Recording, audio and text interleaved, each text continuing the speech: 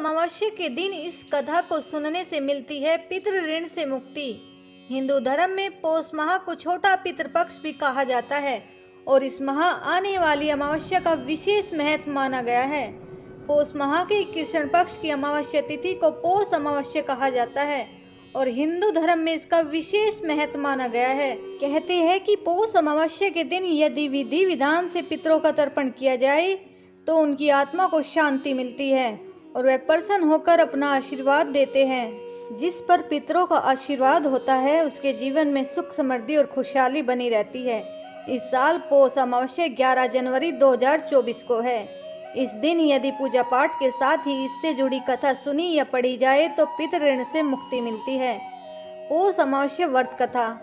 पौराणिक कथा के अनुसार एक गरीब ब्राह्मण रहता था। उसकी सुंदर, गुणवान और संस्कारी बेटी थी, लेकिन उसका विवाह नहीं हो पा रहा था। एक दिन गरीब ब्राह्मण के घर पर कुछ साधु आए और ब्राह्मण की सेवा से प्रसन्न होकर उन्हें आशीर्वाद दिया।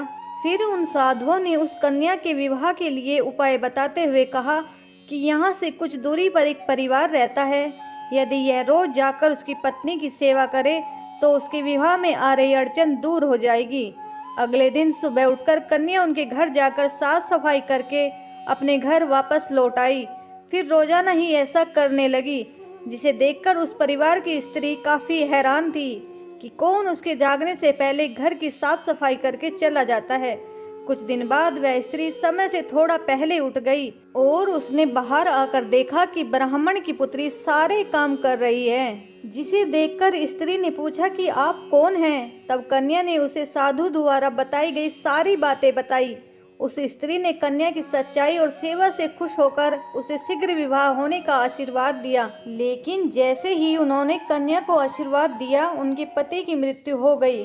फिर भी उसने हार नहीं मानी और आंगन में लगे हुए पीपल के पेड़ की 108 परिक्रमा करके भगवान विष्णु से अपने पति का जीवन लौटाने की प्रार्थना की।